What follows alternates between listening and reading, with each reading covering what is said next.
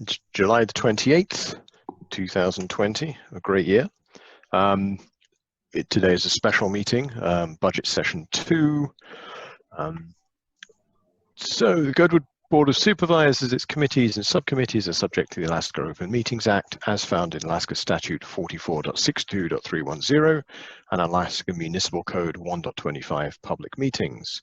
I call this meeting to order and we will do the roll call. I am Mike Edgington, Co-Chair and Land Use Supervisor. Jerry Fox, I am the what am I now? I'm Roads and Utilities Co-Chair. I'm Brianna Sullivan, Parks and Recreation. Hey. Any disclosures from anybody? I'm tempted to say that I'm a taxpayer in Girdwood and we're discussing the tax levy, etc. But I think that's a shared a shared issue that we all have. So it definitely wouldn't be a recusal. And since we're required to be residents, it would be hard if we all had to recuse ourselves. No other disclosures. I'll move on to agenda revisions and approval. I would entertain a motion to approve this evening's agenda. I make a motion to approve the agenda as written. I second that. Thank you. I think we can do this by assent. All those in favor? Aye. Aye. Yes. Okay. Announcements. I'll read this off the other screen. Public is encouraged to ask questions and provide comment. Please raise your hand via Zoom and wait to be acknowledged. Please stay muted until called upon. The remaining GBS 2021 budget meetings are scheduled for budget meeting number 3, Wednesday, August the 5th, 12 till 2 p.m. We also have a grants presentation for the 2021 cycle on Tuesday, September the 15th, 7 to 9 p.m. Sorry, we have I'm looking at, I see a notice for yesterday's meeting, which I will skip over. Windy Corner draft environmental assessment and draft programmatic section evaluation relating to proposed safety improvements Seward Highway, milepost 105 to 107 and virtual open forum public meeting is rescheduled to the 30th of July via teleconference. Look at windycorner.info for details. And the public review draft of the local landmark register ordinance is available for public review and comment from June the 15th through August 31st and can be found at the Muni Planning Department. And I believe there's another website as well, which is the Historic Commission. I can't remember that. I'll find out the website. We should add that as well, as Connor mentioned it. Item number 1. Agenda item LUC 2007-06, second presentation of request for GBOS action regarding variance request for stream setback for addition to existing home at 260 Alta Drive. P&Z hearing is scheduled for August the 13th. And there is a link to the planning application in the minutes. Shannon or Jonathan? I think I saw Shannon. Yes, I am here, Shannon. So I think everybody that's on here I don't know if... Sorry, I'm sorry to interrupt you. I see Erin has arrived. She should just announce herself as part of the process. I'm a few minutes late. Hi, Erin. And no disclosures, I assume? No. Okay, thank you. Sorry, apologies, Shannon. Please go ahead. Oh, that's okay. I think the only person that didn't hear me speak last time was the fire department. Do you want me to go through the whole thing again, or what do you want me to do today? I know you have another agenda going. I would recommend just a very quick background on what you're doing, but like a minute or so, if you have a quick version of it. Okay, minute. All right. So we are applying for a variance with the Muni for a stream setback. We live on Alta, 260 Alta, on a very awkward lot. We looked at a lot of variety of options, and this is the one that had the least impact on the surrounding people and the environment. So we're just wanting to add onto our home 2 bedrooms and a living space. And so we are asking for support from GBOS. We still have to go to the land use meeting for a second time, but we are looking for a resolution of support for this variance. Is that a minute? Probably less. That's good. Excellent.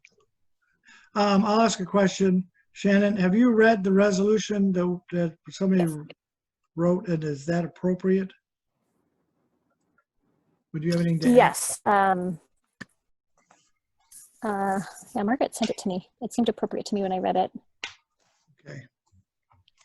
Okay, let me see. Sorry, it's pretty small. I've got old eyes. I saw a really small typo in it. In the first sentence, municipal instead of municipality. But otherwise, it looked great. Okay, we'll fix that. Mike, you want me to read it? Yeah, actually, sorry, I might need to. I might need to send Margaret some changes on the actual numbers in there, because I just got some revised numbers from Connor today, because something with the Muni that they had to go through to get better numbers. So I have more exact wording for those numbers. I can put them in a chat box. If you have that now, we can make that amendment. We can effectively read that amendment into the record. Okay, did it get in there? Yeah. Okay. Well, I can. It's not correct. It's not going into the chat. Oh, there it is. There it is twice.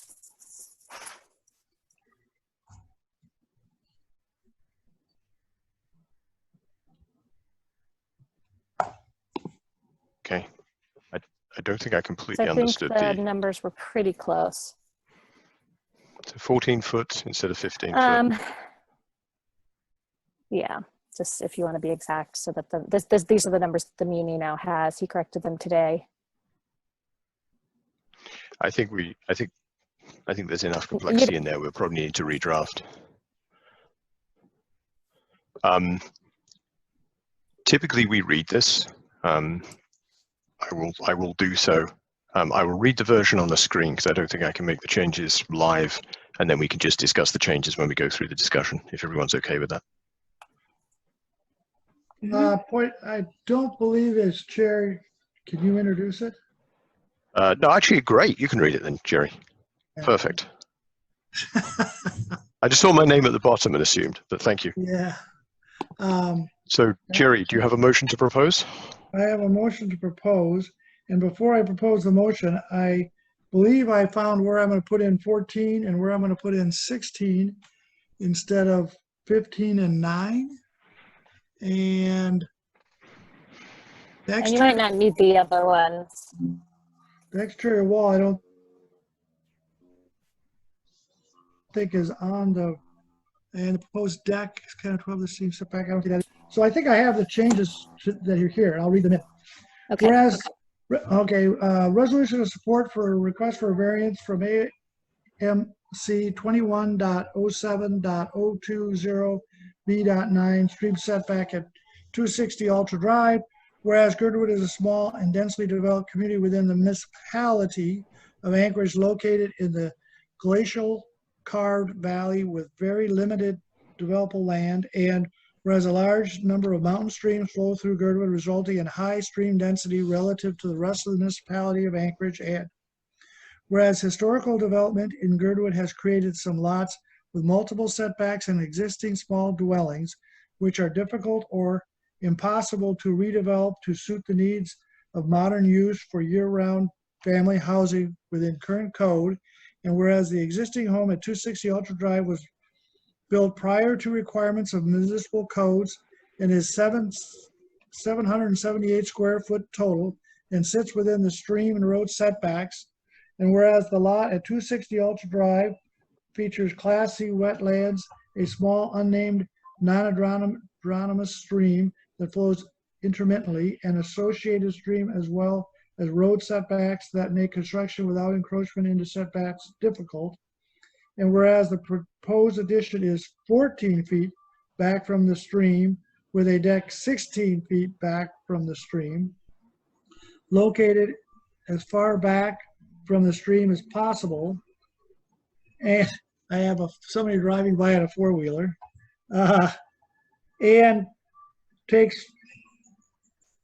foreseeable negative impacts to drainage, proximity, viewshed, and Class C wetland into consideration. And whereas outreach to the neighbors has included in-person discussions, mail-in comment forms, physical posting of variance hearing information, and public meetings at the Girdwood Land Use Committee, July 13, 2020, Girdwood Land Use Committee, August 10, 2020, regular meetings at Girdwood Board of Supervisor meeting, July 20th, 2020, regular meeting, with no negative feedback received. And whereas Girdwood Land Use Committee at the regular meeting on August 10, 2020, voted XX in favor, XX opposed, and XX abstaining to recommend that the GBOS provide resolution support. Therefore, the Girdwood Board of Supervisors supports the request for a variance from AMC 21.07.020B.9 stream setback at 2060 Ultra Drive. That sounds very, very intelligent. Thank you. I think that's a really nice letter. I mean, whatever way you vote, of course. Do I hear a second?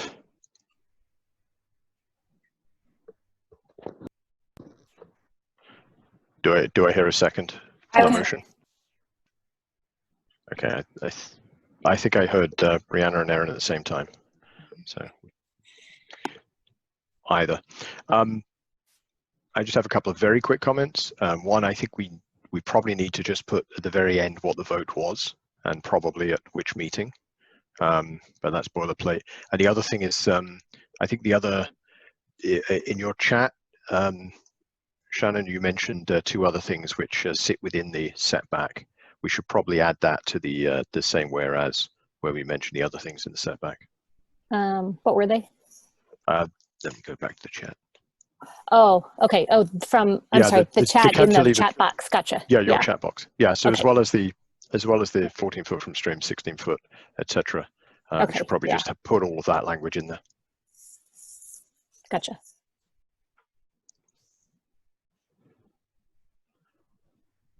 So I would suggest those changes. I think we just have to vote on the motion.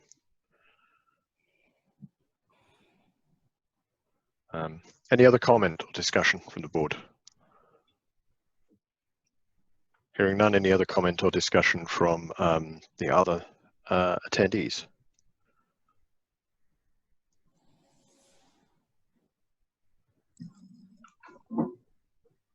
Okay, formally we should probably vote on the amendment, but and I probably shouldn't have proposed it. So if anyone wants to propose the suggested changes I said as an amendment. I would propose the adjusted amendments that you proposed. Second? Second. Thank you. Can we do a roll call on those changes, Kyle?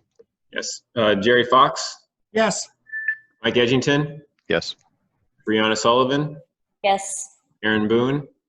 Yes. Passes 4-0. Thank you. So now we have a motion for the amended resolution. Any further comments from anybody? Thank you for your support. Thank you. So this is obviously conditional on it being passed by land use. So we won't sign this and send this in until land use pass on August the 10th. Could you do a roll call vote, Kyle, please? Yes. Jerry Fox? Yes. Mike Edgington? Yes. Brianna Sullivan?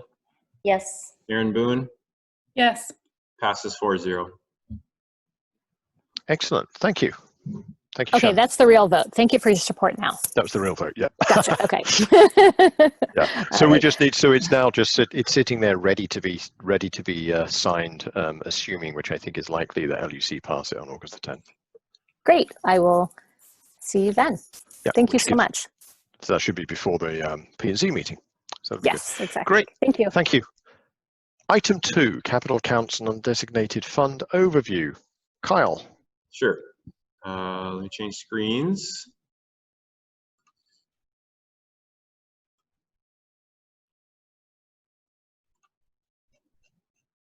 Okay. So as part of budgets, give a a description of where the money sits and the different accounts we have. This will be the Gerwood service area designated and undesignated fund. You see the total fund as of the 19th of, or the end of 2019 was $1,102,373. And of that, 8.25% of it is tied to the bond rating designation. So it has to be committed, so it's 234,000.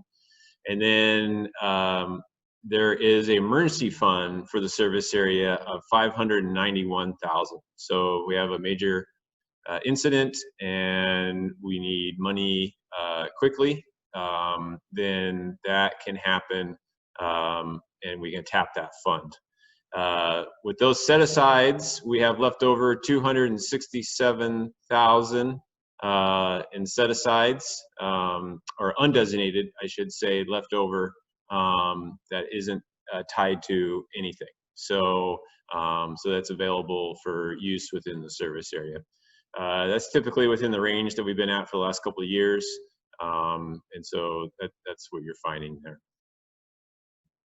So this is just when we talk about the undesignated account. Most of the time when we're talking about the undesignated account, we're talking about this number here at 267,000 when we talk about using money from that account. But you can see where our money is tied and restricted up above. Any questions with this? I see the comment from Chief Weston. Oh, sorry, I don't have my chat open. What is the comment? Yep, I will say. So would that include our, we have about 30,000, I think 30,500 in there from 2019 revenues that the municipality finally made available, that would be in there, that was supposed to go, you might remember last December, into our 406 account to make up for the shortfall in the capital contribution. Do you know when those revenues were deposited? In the last couple months, because Okay, so I asked 2 months ago, they weren't there, and then recently, as of like 2 weeks ago, they said that they were there. So they only audit this fund once a year, and that's at the end of the fiscal years for 2019. So if those monies have landed in there, then they will not be showing on these reports. So, okay. So then are we still able to then appropriate them towards the capital account? We would have to find out, and we should find out where that line, because usually when you have a revenue source, it comes in as a revenue stream and lands in a revenue account. Right. And then if it's still not needed for operating budget at the end of 2020, then we move it out of revenue, or we just let it sit there and it falls into undesignated. So undesignated catches any surpluses that we have left over from our operating budgets. So if they directly drop that revenue into undesignated, then we'll need to talk with probably with Dave to find out. So Dave, at the end of last year, when I was trying to appropriate it, because we'd been paid the money, but it was the municipality drug their feet and hadn't created a revenue account for it to be dropped into. So then they finally created the revenue account or whatever for it to be dropped into. And so let me just pull up the email from that. Well, we could definitely dig deeper into that for sure. Yeah. But this is not. I don't know if your quick answer to your question is I don't know if this fund, this 276,000 represents that $30,000. Okay. It seems unlikely. Seems unlikely. You say we do not know. If it was deposited within the last few months, then most likely it's sitting in a revenue stream that hasn't gone into the undesignated account yet. Okay. Right. Yeah. That's good news. So to clarify, this does not include any surpluses from last year's operating accounts. It does include surpluses from last year. So okay, that's they audit it at the end of 2019. So that's when they're looking at the money that was left over and dropped into this account. Okay. So any invoices which were left over, because I thought with some of the things we do end up being invoiced into January, don't they? Or Is that not the case? Well, January is considered 13th month. Okay, got it. They pay out all the bills, Right. and so as soon as we're done paying everything out for 19, whatever's left over drops into this account. Okay, understood. So this is after the, effectively 1 month after the year end. Correct. Got it. Correct. But we always we bill everything back before December Yes. 31st because that's when the action happens or the purchase. I understand. Thank you. Yep. And I have a comment or a question, and that is anything in this fund, Michelle's asking if we can move to the capital account. I believe anything in this fund, we have to have assembly approval to move. Is that correct? Yes. It's a two-step process. We need GBOS approval, and then we need assembly approval to move the money. Usually it's a one meeting procedure with the assembly. So we just put it in front of the assembly, but we always, anytime we want to touch money out of this fund, GBOS needs to approve it first. Kyle, I'm just sending you the email Dave sent me, which is vague. Okay, I can look at it later It just on. says, I think they have finally closed the books for 2019. The total was 30,300. Okay, that's kind of vague, yeah. We'll find out what happened to it.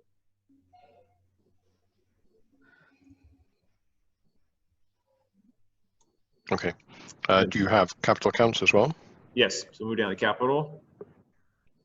Okay, so this is where we stand with capital at this point. The undesignated capital fund for the fire department sits at $357,333 and some change.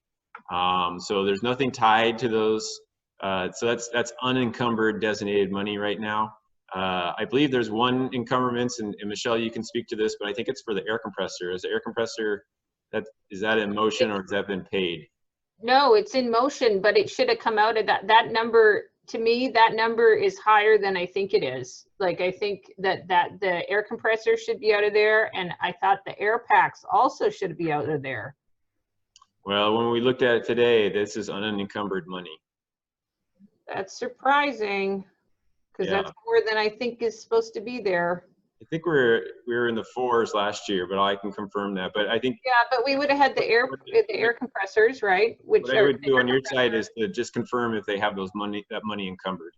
right, and plus the air packs, right? So those Have the air packs been purchased already? air packs were purchased, they were delivered, and they've been sitting at Station 8 for the last 5 months or so. And they're just sitting there waiting for when AFD will put them in service. So yeah, they're purchased in there, and the compressor, the municipality drug their feet on that for a while, and it got moving again 3 weeks ago when they hired the new contract manager, and it was supposed to be all moving. But again, that number looks higher than I think it is. So this, yep, like I said, this is the unencumbered money. So the undesignated money that's in the account as of today about 3 o'clock. So it sounds like it's possible the air packs have been charged to the unencumbered capital, and that the compressor hasn't. yeah, it's possible. If they haven't paid out, usually they usually show encumbrance within the account if there's something lingering out there with a PO on it, a purchase order. Okay. So, but I would just follow up to see what has been pulled. So It would be great if we can have clarity by our next meeting on August the 5th. Sure. Which is next Wednesday. With Gerwood Parks and Rec, we have an undesignated fund right now of 130,000 in there. We have 41,000 that hasn't been used yet for the trails plan. We've had only one billing there, and our total contract for that is 53,000. We have 74,000 for the community room. It's been a fund that's been like that for quite a while, many years, as a reserve for money for the building. And then for the pedestrian flasher project, we have 44,000 left that hasn't been spent for that project. These funds are encumbered, and the total project was 283,000. We have started the process on seeking reimbursement from the state for this, so we'll hopefully start to see that money come back as we go forward. So total, we have a total of 289,000. With a portion of that is encumbered for the project, but has not been spent yet. I just wanted to show those because those are active projects that are going on at this point in time. Just as a reminder, if I recall correctly, the unspent part of the Girdwood pedestrian flasher, we're waiting for the firmware upgrade. Correct, and they are Software out. upgrade. They were out yesterday working on it. So Okay. I put in a request today to find out what the success was, and I haven't heard back. Okay.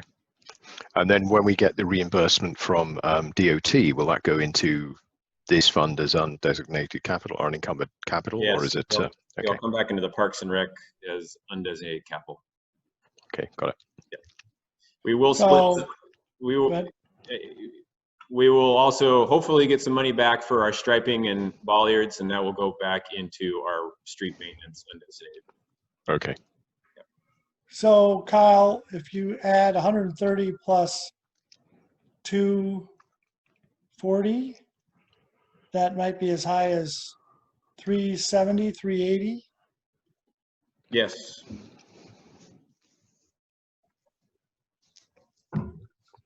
Yes. I could do the math if you want me to. No, that's close enough. I'm just thinking, you know, our next project and what that project is going to be. I mean, I've always thought about doing something at the soccer field in Moose Meadows. That's high. That's number one on our list currently. That was the next focus after this pedestrian flasher project. Yeah. Okay.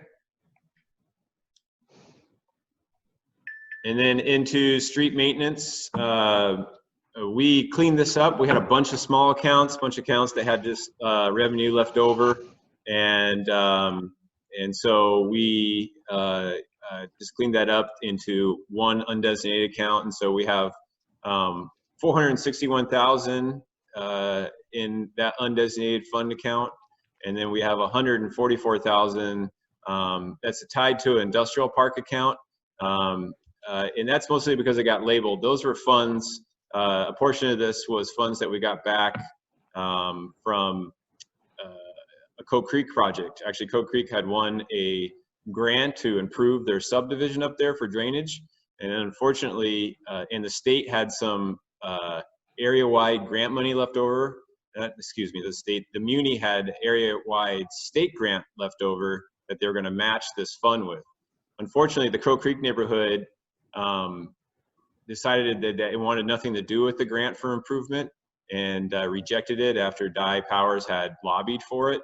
And so we had to give the grant money back because they didn't want to organize. All we really needed out of them was a maintenance agreement and just to agree upon the improvements that are going to be made up there. But in the end, they decided they didn't want anything to do with it. So the Public Works Administration gave the matching grant to us. And that's why it's at 144,000, and it was labeled Gerwood Industrial Park because we had funds in that area, but that can be changed for future projects. And we discussed that with the funding mechanism for the Alberg project, that we would probably use a portion of that fund to repave Alberg out there. So so those are the two accounts that we have there. And sorry, I don't have a total there, but you can get an idea where we're at. That's 600. 600. So Alberg is delayed till next year? Yeah, so I have some information on Alberg, and I can share it with you right now. So we've redone the drawings, and basically we would start the project just from Aspen Mountain, going to the end of Alberg. And with those redo, the project comes in much less in expenses. Comes in at, just for the paving, grinding and paving and remarking aspect of it, it would be 384,000. Basically 385,000 is the engineer estimate. And then for the guardrail replacement, that would be another 68,000, what they estimate for that. And that's what the engineer estimate is. Who knows what the bids would come in at, hopefully lower than that. At this point, we had another meeting this morning about, do we try to push and do it this year, or do we wait till next year? And I think the sort of the deciding factor for us not to push this year is that the purchasing department for the MOA is down to like 2 people. Ron Haddon had to go out for personal leave, and there's basically like 2 people. They're trying to hire buyers right now, And we're afraid that if we get it over the purchasing, it could linger and go slow, and then all of a sudden we're stuck with a bid that we didn't want because we're pushing into late season and other contractors are either too busy trying to get everything done. You know how paving is. Paving is always the last thing done in construction. And as we get further into the late summer, there's gonna be a lot of pavers really busy. So I think at this point we're waiting. We feel it's best for our results to wait and do it next year and bid it probably in January. I recall there was some money left over from a different project, which could go towards this. Is that correct? Correct. State. And sorry, what's yeah. the timing on that? So I learned, and I forgot we had done this, since we hired Boutte to do all the drawings, and they've been doing these engineer estimates for us. We've activated that money. So that money is in use. And so Okay. The problem that we had before is we hadn't been using that money. And so it looked like it was just sitting in our accounts collecting interest. And so now that we've re-engaged, then that's allowed us to bump our timeline. And I completely forgot about it till today when we actually got in discussion about it. Okay. So approximately how much is that towards this project? So we have 77,000 left of the 110,000 that we had for the project. So that's about, I think it's about 35,000 that we have towards the engineering costs, and that would also be the bidding support and then the project management that they would support to manage the contractor who does the work. So that would spend the 77. No, that's the 77 would be available for the construction, and then we've already encumbered 35,000, which covers all those services from Boutte Company. Understood. Right. And this estimate, we won't have to redo this next year. No, we'll be all ready to go out and bid it. We may just fine tune these estimate numbers, but these are going off of what we saw for bids this year. Right. But we have more than enough in the undesignated account, I feel, to pull off this portion of the project to make it work. Plus, we had the other thing about going back to this capital line, and also for Parks and Rec, I forgot to say this, we haven't moved the money yet from 2020, the contributions from 2020 over to capital for both roads and parks. And so for streets, that'd be another 25,000, and for parks, it'd be another 100,000. Like actually, it might be 125,000. I have to look. So it'll be in our budget here later on. And I usually do that in the beginning of fourth quarter, just in case something happened and we needed those funds, and we don't have to go through a process of moving them back over capital back in and doing that. So in years past, like for example, one year we had the opportunity to buy a lot of recycled asphalt at a very good price, and so we used the capital contribution to buy that so we could get it. So those type of things, or we have a repair that needs to happen.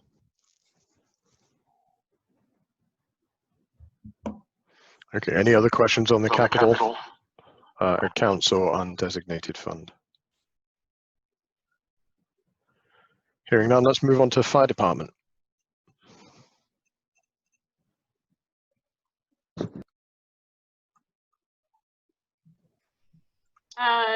So this is a flat budget, obviously. So this year, in the last 24 hours, since we had the last meeting last night, if we are given COVID money from AFD, our shortfall is looking like around 65,000 for this year. So we're projecting right now, even though this is flat that you're looking at, we're projecting for this year, our total year-end projected labor and associated expenses will be $844,975, of which I would say, and I'm doing math here on the fly, 75,000 would be COVID related. So So our normal budget for 2020, our labor budget was 719,500. So so we're still, short a little bit there, based on what there is, which, we could argue is area-wide EMS. And if you think about today, when twice now we've been out, one on a water rescue and then also on this vehicle fire that we're currently on still.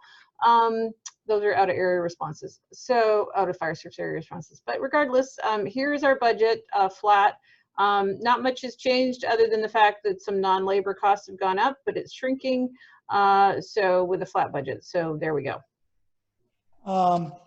Michelle, after yesterday's meeting, I know we asked for, Bill said it was $1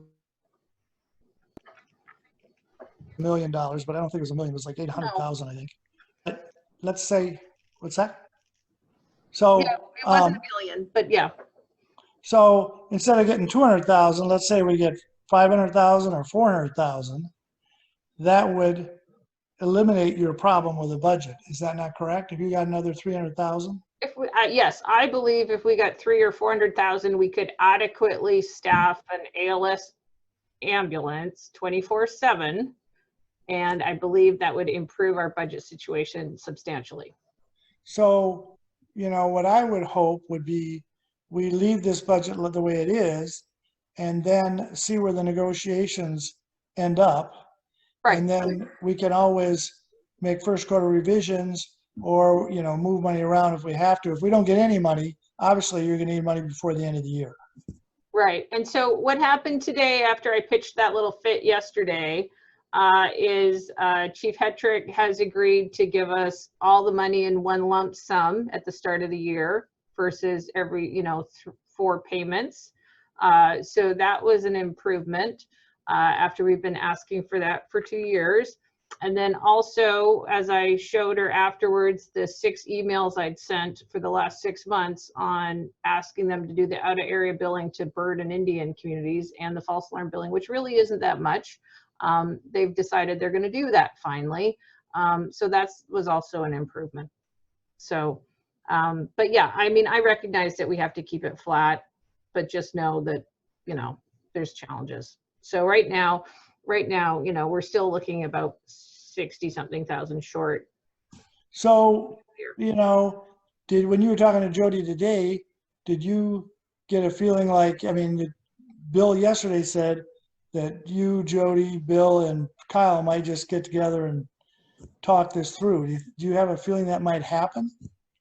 I believe Kyle might have suggested to them, reached out to them. I haven't heard anything back yet. I heard from Bill this afternoon. We're going to talk tomorrow. He kind of wants a briefing. He wants to hear from me a briefing about everything that's happened, so he has a better understanding. And then we're going to try to pick out a date and get something done. Hopefully, end of this week or early next week. We'll try to get it done before Michelle goes on possible deployment. Okay, good. And of course, what we're looking for is not a one-time payment. We're looking for an increase of EMS over the long term. Oh no, it'll be part of a long-term contract, just similar Yes. to what we have. Yep. Right. Okay. And then the other thing is obviously our revenues are going to be down for this year because we haven't gone on as many FISA calls because there isn't the tourists. And then we haven't had any big fires in Whittier. So we haven't done that. And then fire deployment wise for the extra money that comes in from that, we haven't, there wasn't really a fire season. So, so we won't have as many revenues to offset the budget at the end of the year that we did last year. Although we haven't been able to, encumber those yet. So, so that's there. And then separate from that, I sent Kyle a bond proposal for replacement engine 41. It's a time scale for that, for engine 41 replacement. So engine 41, and I sent it to Kyle. I don't know if he wants to pull it up, or I could pull it up. Let me see. Let me stop sharing. Can I pull it up? Oh, no. I got it here. You got it there?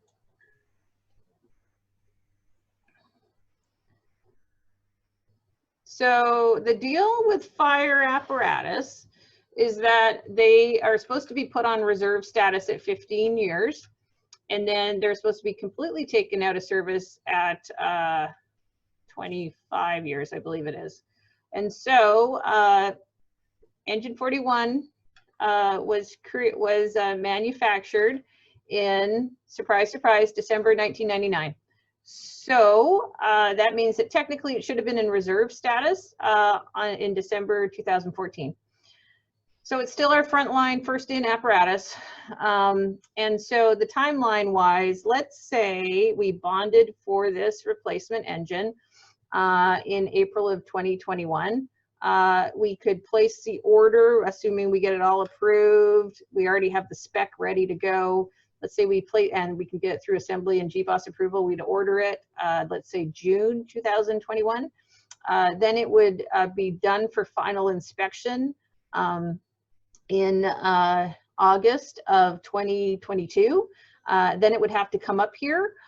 So it could get here by October. The earliest it could get here, if this timeline works, is October 2022, which would still give us 2 years ahead of the day that it completely has to be removed out of service, which is December 2024.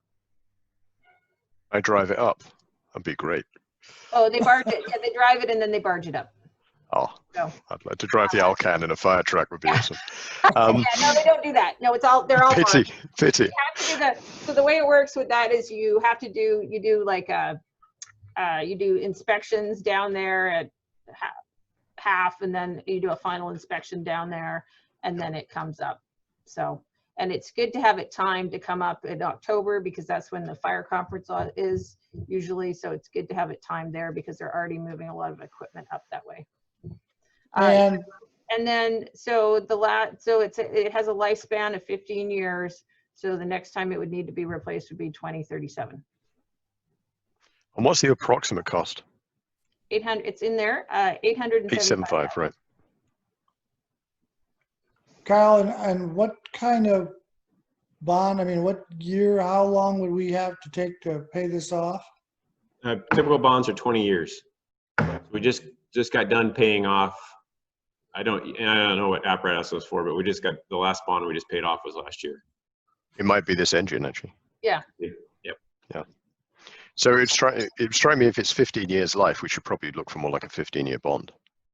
It probably doesn't make sense to have a 20-year bond on something with 15-year lives. True.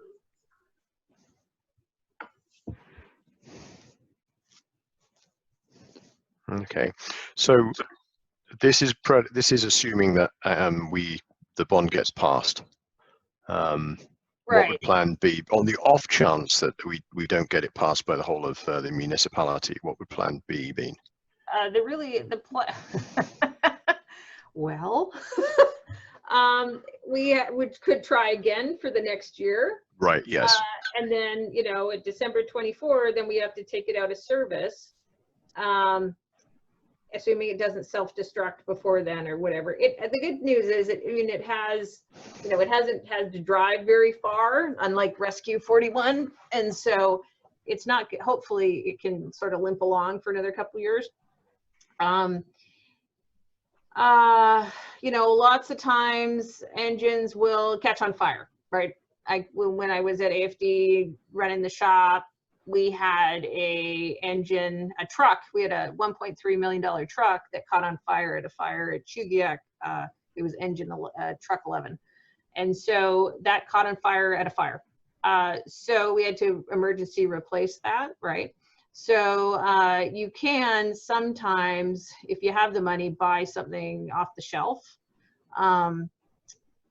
Or you could, maybe, I wouldn't recommend buying somebody's used apparatus because obviously it's used and being sold for a reason.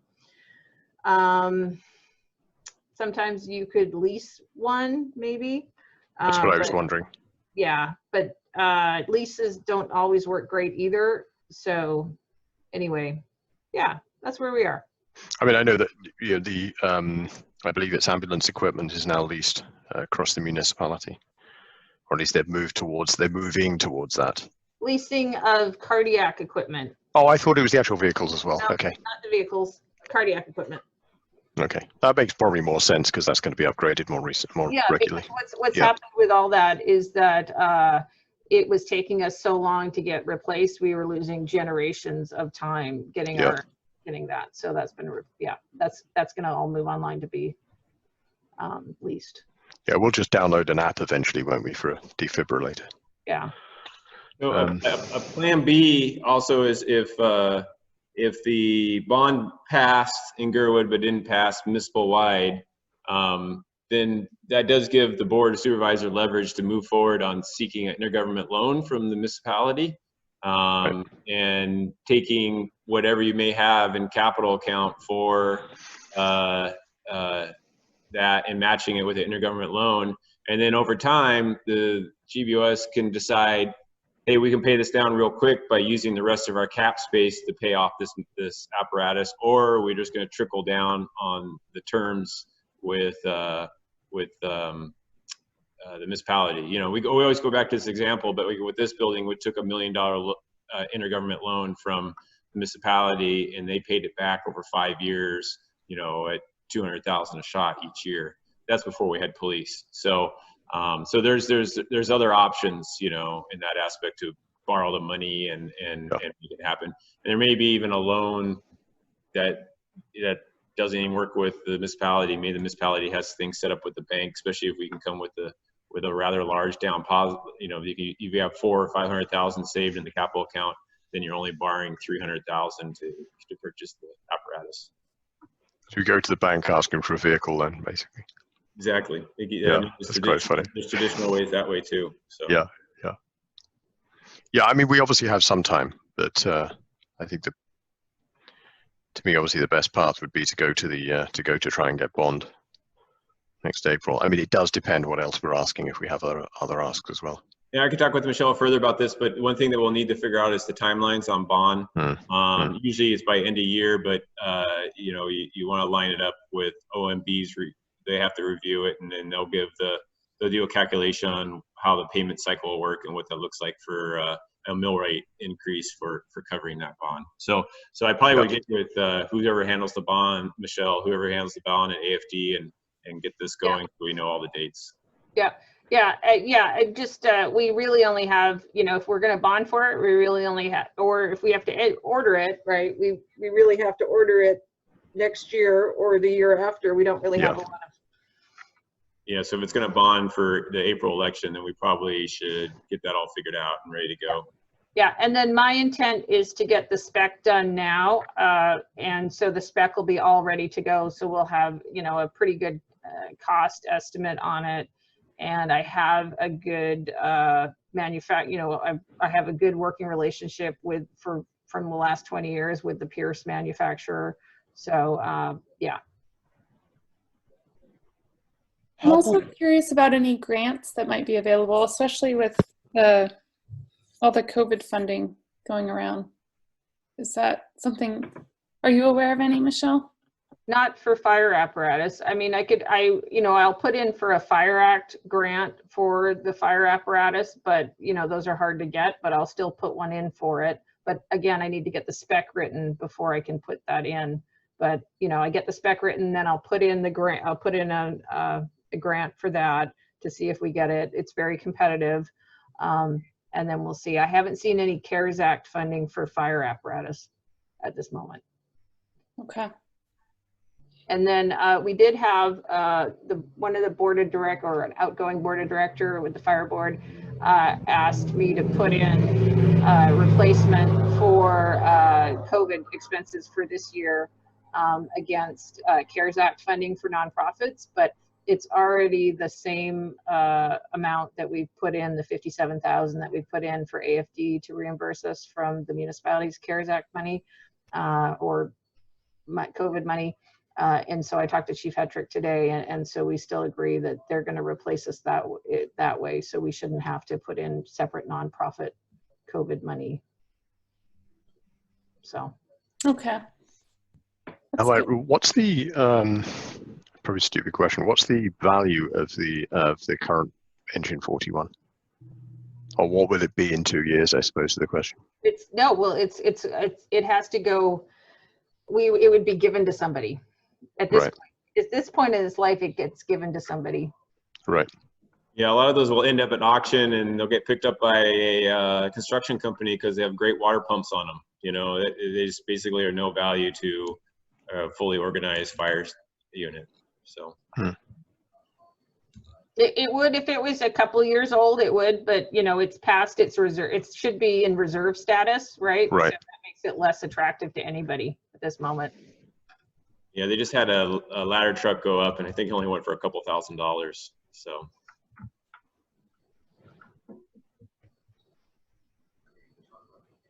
Okay, any other questions on the fire department budget generally?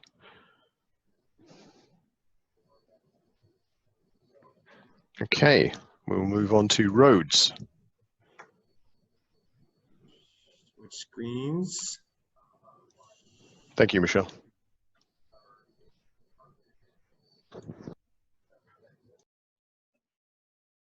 Okay, with roads, a flat budget this year, excuse me, it's a flat budget with personnel costs increase. And so between Margaret and I, you know, we would have a 5% increase there. And most of that increase would be more on Margaret's side because of her union position. But that's just the calculations that we're seeing for the last couple of years in that area.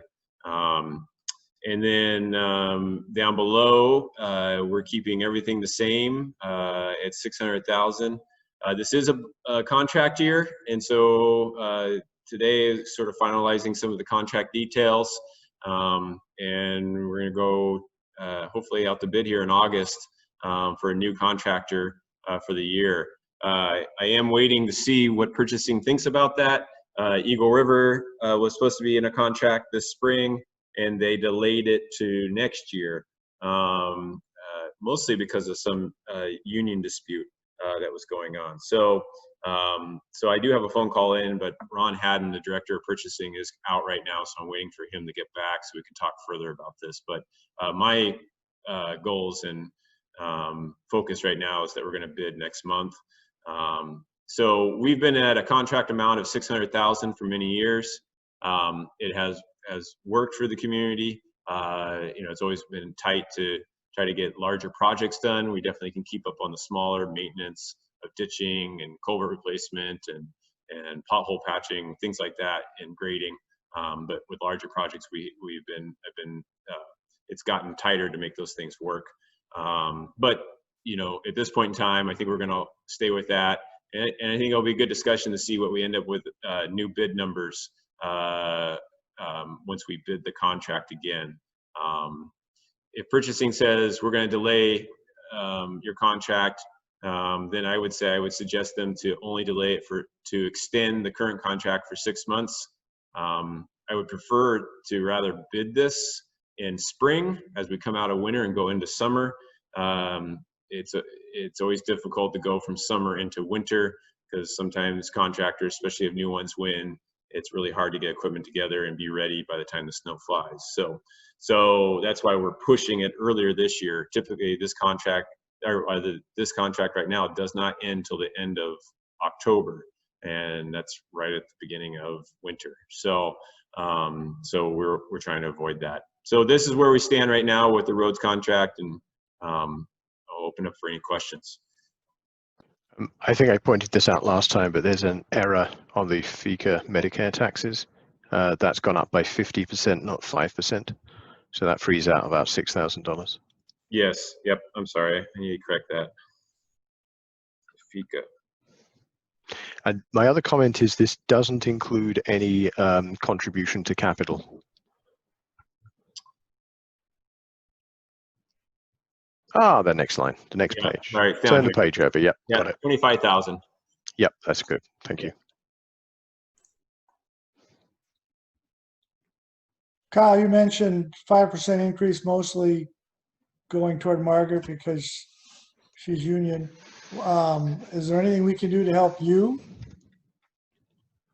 Well, I think at the very least, you know, we've talked about this previously, but is scheduling a performance review just in general. You know, I think if anything, we can talk about where you guys feel I am on my performance, and anything you'd like me to work on in the coming year or two, and just discuss that. So I rather go that route and have that review at some point in time. Okay.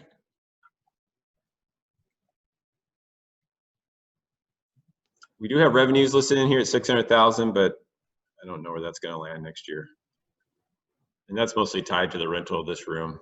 So we're going to be way down this year on rentals. So I'm watching that carefully with our budget this year. Just to, You said 600,000. You meant 6,000. It'd be nice. 600,000 would be great. That probably balances the FICA thing. So yeah. Yeah. So ultimately, the numbers don't change much. About 1.1 million. Yeah. So that's where we stand. Okay. Any other questions?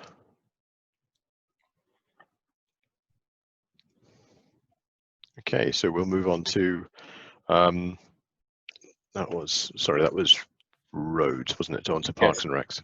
Parks and Rec, yep. So with Parks and Rec, we're showing a flat budget. We are really enjoying having our 2 full-time seasonal employees right now. They've been actually excellent for us, and it's been working out really well. You know, we've only had them a couple of weeks, but they're real go-getters and hard workers, so they're self-driven. So we're enjoying having that, but I haven't made a final decision that is something we want to do next year. So at this point, I'm not representing that in here, but I do think it would be nice to at least keep 1 seasonal employee full-time, and then still look at the SCA model for a trail crew for the time being. So it works out right now because we just have a couple that are really good that work together. But for the most part, everything else is the same through here, and no major changes except for some maybe personnel increase if one of our seasonals return full for another year. And here's where we do have a contribution of 150,000, and that 150,000, as I said, for 2020 has not been moved yet. So that capital account will increase once that money is moved. And I probably missed it as you skipped through, but I didn't see the SCA. Oh, there it is. The SCA, yes, I see it now. Yep. Yep. Yeah, I mean, previous years that's worked fine. Obviously, this year, we don't know what next year is going to be like, whether it'll be more like this year or more like last year. Yeah, at least one thing that we are well set up for, because this is what took so much time to hire these folks, was just getting the HR department and classification to give us 2 full-time positions. Right. And coming from the private world, now going into the government world, it's a longer process to get that done. Whereas in the private world, you can make things happen much faster. So I learned a lot through that after spending many years hiring in the private world. The one comment I would make is I would suggest you put the money in for the extra person or the full-time seasonal worker. Okay. I don't know what the other people on the board, I mean, it seems to be working. I mean, you've been able to get good people over the past few years. Yeah, and I think we have more to pull this year because of the seasonal work drying up. You know, I think the 2 people we had here probably wouldn't be here because they would have stayed with the resort. But we knew the opportunity was lying there to get some good people, and we were able to do it. So hopefully, if things go well and they really actually like the positions, it'd be great to get them back for another year. So this funding, so the budget you're presenting to us now has 1 full-time position and the SCA. Correct. And so the crew of 6 for SCA. The bottom line here probably wouldn't change much unless we decide to keep 2 SCA interns next year. Right. But we're using money from the SCA interns this year to fund the 2nd full-time position. Right. So yeah. Gotcha. This is actually for a crew of 6, according to the note here. Yes. Well, we had originally planned for that, but we have gone down to the interns. Yes, So I understand. doing none. So. Yeah.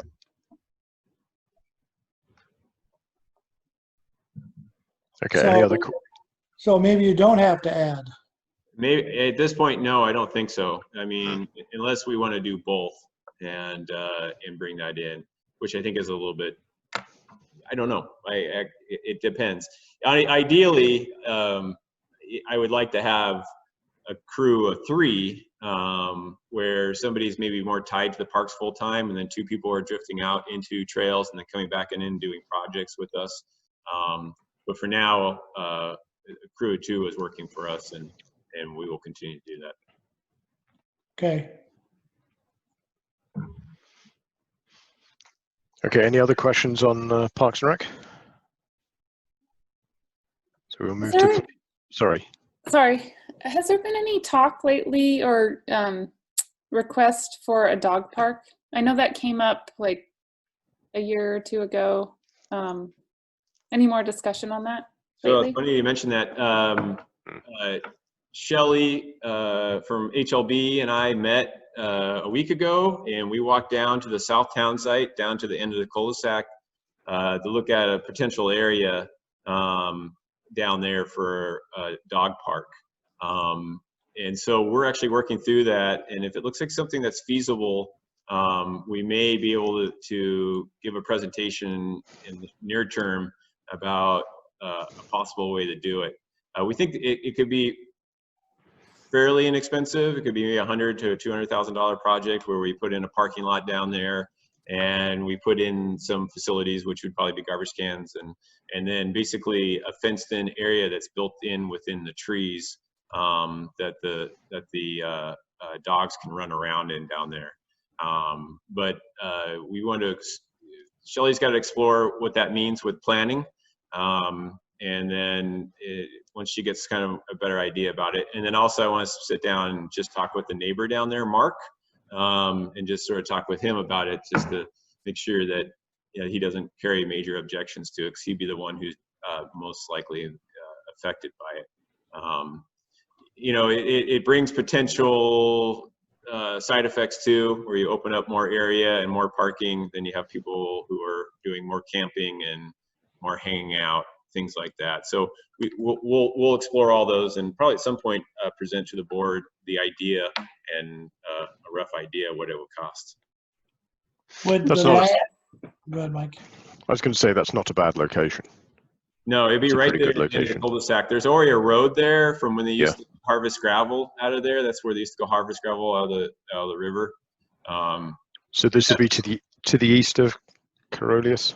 Correct. Yep. To the east, to the Glacier Creek side, and so it would provide access to Glacier Creek for folks down there, and it could have, it could open up more opportunities for recreation in that area. Plus, we also really recognize that with the improvement of the lower Iditarod, we need to find more parking down in that area just to help with it, because we think that trail will become more and more popular as we move forward. Are you talking about the parking being near that that person's house who lives down there? No. So if you drive down to the end of the cul-de-sac and you were to take immediate left and head into the woods, it would be opposite of where his driveway is. Oh, okay. Yep. So you'd be going towards Glacier Creek. Clearing some trees to make it. Well, we would try to limit what trees we clear. It'd be nice to incorporate some way to put the park in there and build around and keep the natural habitat as much as possible. But the park, there would be a parking area off of the current road. We probably have to clear some trees, but like I said, there's already a cleared area that the road for the old gravel source used to be. And the land, would we be given the land from HLB? Would we lease the land? It'd probably be a lease and or permit like we have for anything like the park and ride. And right now we have a lease for the disc golf. They're no fee leases, so we would probably have this as a no fee area. And then if they were to, this would be in the second parcel on that side of the road, so it wouldn't affect the parcel they're trying to sell right across the street from the park or from the baseball field. Would it be the whole of that parcel? I'm sorry? Would it be the whole of that second parcel? No, it would be a portion of that second parcel. Okay. All right. I know there's a new leash law that's being proposed I think at the assembly. It's still out for comment. And so, you know, being in Girdwood, I don't know if it would be enforced more in the future, but I think a dog park would be appreciated, especially if it is enforced more in the future. So that's cool. I'm glad to hear there's some movement on it. Yeah. My understanding of the leash law included voice control, so it might be actually less intrusive than the or less restrictive than the current leash law is. Oh, I haven't actually read it. I just heard from someone that it was more restrictive. Right. But you probably have read it. I did read it, yeah, but it was a few weeks back. Sorry, Kyle, I spoke over you. No, I mean, it's been something that we've been thinking about because we have to do a lot of policing on the baseball field. Yes. Because there's been a lot of people letting their dogs run loose on there. And we had actually a baseball season this year, and my son's on the team, and we go out and the first thing we do is pick up the poop so kids can play baseball. So we like to find something that satisfies that need. Right. I'm trying to talk and I forgot I was on mute, but my understanding is that the newest law would be an e-device or a collar or a leash, no voice control. Oh, I misread it. I misremembered it. As far as the little bits I got from dog lovers in Anchorage. Okay, I'll reread it because I do have a copy of it. Yeah, maybe I'm wrong, so.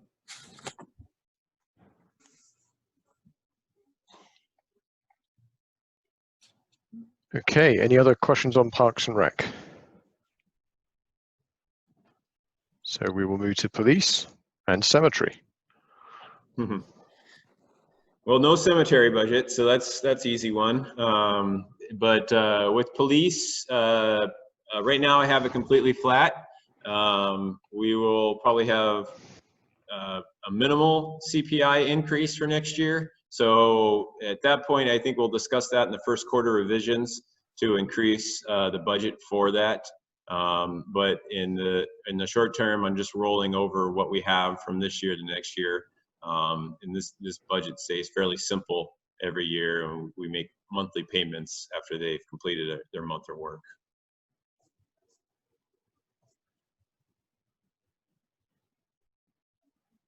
Yeah, I have no comments on this. As you say, this is the only thing is just whatever CPI happens to be. Correct. That would be the only change for this budget. I always think this is a good deal. Yeah. Yes. You know, one thing that for consideration is, and for next year, and at GVOS, maybe we can also match this with some other funds out there, community driven or grant driven, is ratchet straps. And what I mean by ratchet straps is having a fund for ratchet straps to provide for bear safety, so that maybe can owners can get a ratchet strap through a program so they can strap up their cans to their houses in exchange for providing more safety for the bears and the cans. It's something that we've discussed with the bearware people, but that's one aspect of the police fund that we could probably use to help address that problem.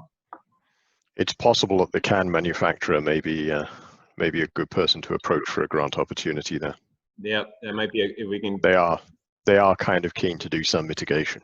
Yeah, so maybe matching with them, and maybe we just give 20, they give 80 type of thing. A good partnership aspect, but that's something that we've talked about. I've personally, we've had extra can, and some people, because of reasons, we've just given them a strap so that, we teach them how to use it, and it's worked out nice. So it's sort of something that sprung the idea.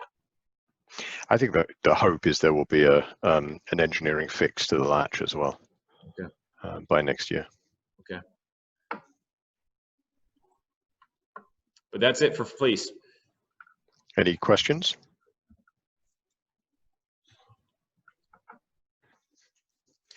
Okay, not hearing any questions. We'll move to public comment. Public comment.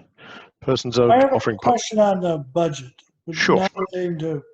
Kyle, by the next meeting, could you add up all the mill rates and I know we don't know what the assessments will be, but kind of give us an an idea where we sit, and it's probably around 5.4, probably about the same, but we could add them all up kind of on a page. Yeah, and like I always do, I work off the current year's assessments. Yeah.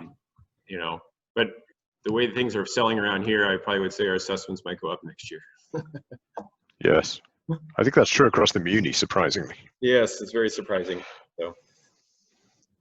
Yeah. That's all. Thanks. Okay, I'll have that. Okay, so we'll move to public comment unless there's any other questions. No. Public comment. Persons offering public comment must state their full name and address. Public comment is limited to 3 minutes per person and must be on subjects not listed on the agenda. Would anyone like to make public comment? Anyone at all, including GBOS members or staff if it's a public comment? Okay, I'll just do one thing quickly. As you're probably aware, there's the Girdwood Bear has set up an arrangement jointly with the Alaska Department of Fish and Game and Wind River Bear Institute, and we have a guy Niels Pedersen who's trained and permitted for bear shepherding, which is the task he calls it, and he's here for about a week. There's actually a presentation going on probably now, or was going on slightly earlier this evening. So obviously we were at the GBOS meeting and missed that, but that's happening at the moment. And it's, again, this is various grants are required to get him down here to mitigate against the issues we're having with non-latching curbside trash receptacles. So if you see him about, say hello.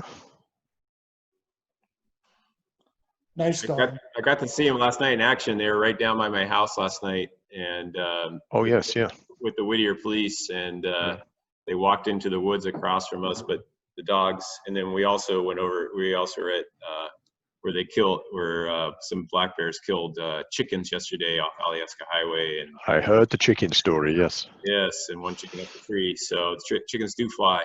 And one of the guys, really easy to talk to, and he's real calm, and he knows what he's doing. So it was nice to see. And the Fish and Game was also here with him last night, walking around the neighborhood. Yes. Yeah, Dave Battle was around. I'm not sure if he's here this evening, but I think yesterday evening is typically where there was most activity because it's when the trash cans are out. And Fish and Game was here this morning. I was out running, and they were out at 7 driving around and patrolling. So they've been. I've seen them the last 3 Tuesdays here driving around on garbage day.